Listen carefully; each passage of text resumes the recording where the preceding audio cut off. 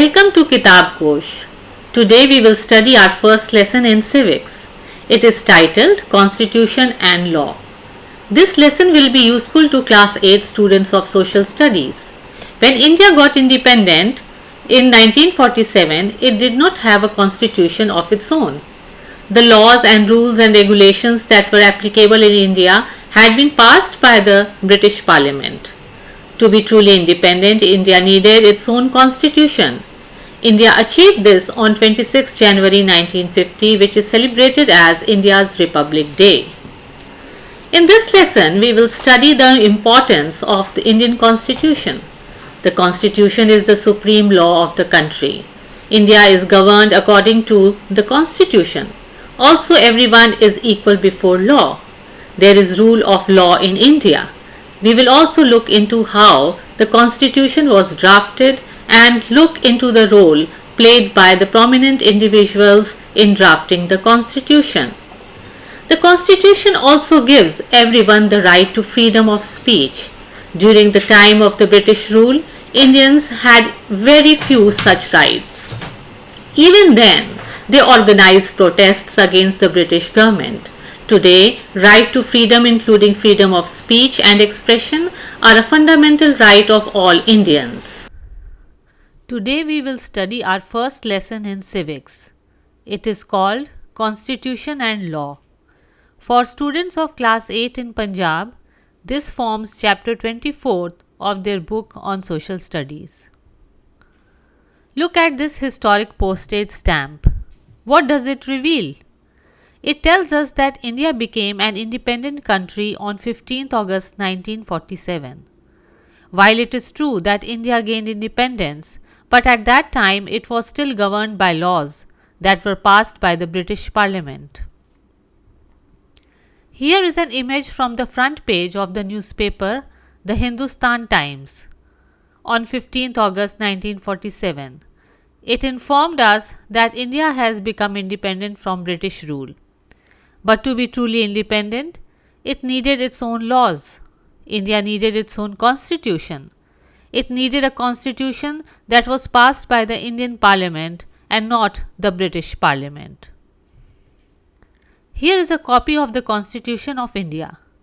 But what does the word constitution mean? In simple terms, constitution is a legal document which governs a country. In India, the Government of India, all states and all government organizations as well as private organizations are run according to the Constitution.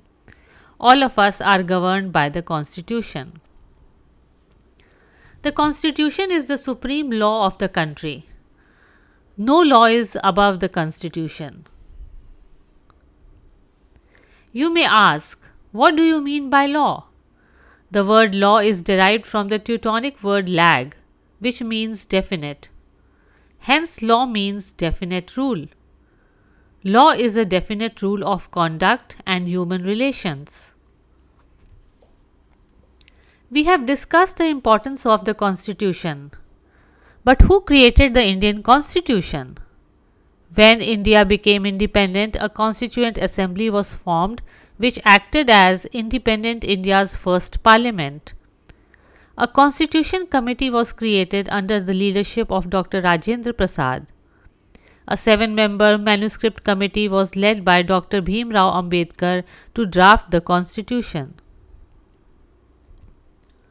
The Constitution Committee held 11 conventions.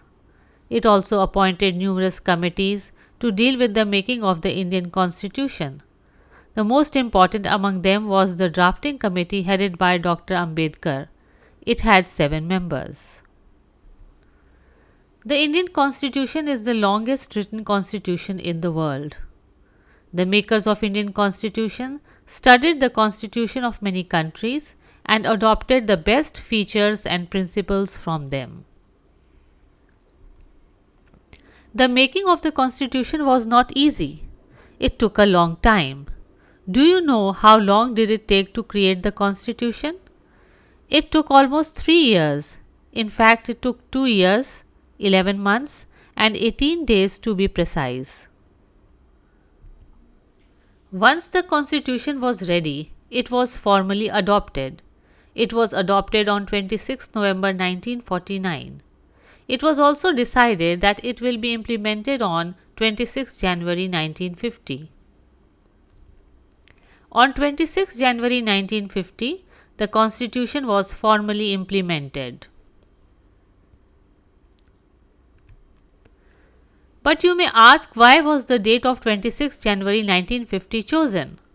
This date has an interesting history.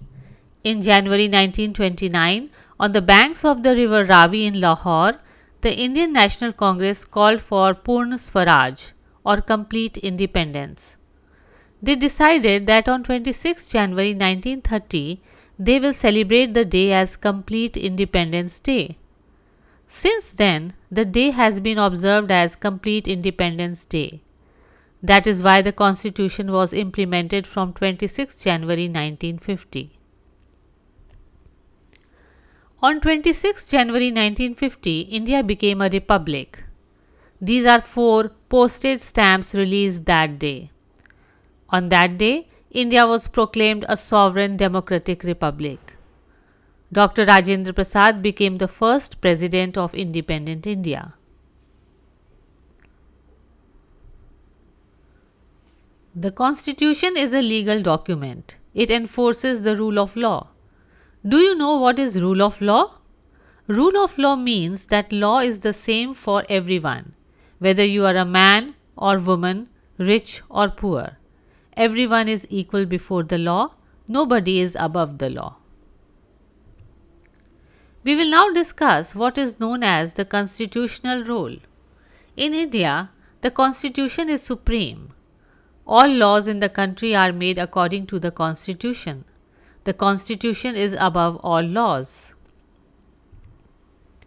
All senior government functionaries like the Prime Minister, Chief Minister, Governor and judges, etc., have to take an oath.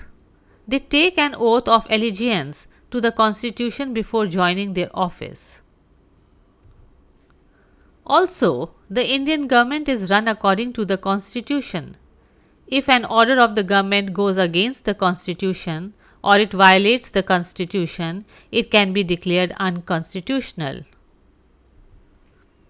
Look at this photograph carefully. Do you know which building is this?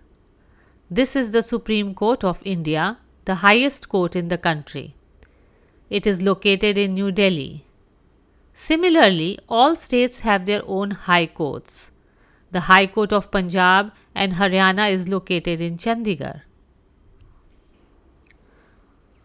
The Supreme Court is the highest organ of Indian judiciary. The judiciary has the powers to protect and implement the Indian Constitution. Next to the photograph of the Supreme Court is the emblem of Supreme Court. It says Yato Dharmastato Jaya, or in Hindi it is Yato Dharm Tato Jaya. It means that where there is dharma, there is victory. It is important that a country should have an unbiased and independent judiciary. Only then it can act in a fair manner and it can provide justice to the people. But how do we ensure that the judiciary is unbiased and independent? Many steps have been taken to ensure that the judiciary remains independent and unbiased. The appointment of judges, their salary, and their tenure of service is fixed differently from the rest of government officials.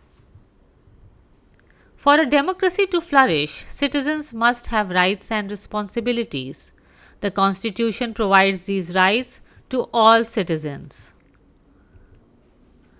The right to free speech is an important right.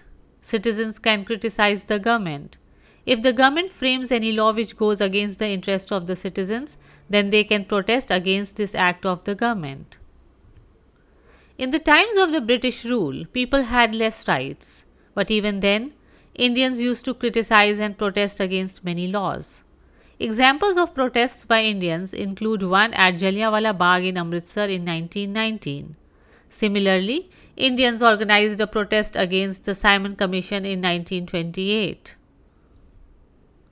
Mahatma Gandhi led several protests against the British government. These included the non-cooperation movement in 1920, the Civil Disobedience Movement in 1932, and the Quit India Movement in 1942. One protest that shook the British government was the Salt March at Dandi in Gujarat, also known as the Dandi March. It was a protest against the salt law. According to the salt law, only the British government enjoyed a monopoly over the manufacture and sale of salt. Indians led by Mahatma Gandhi destroyed the British made salt and went to Dandi, where they collected seawater, boiled it, and made salt. They made salt by using evaporation method. Do you know what is the evaporation method? You must have studied this in your science class.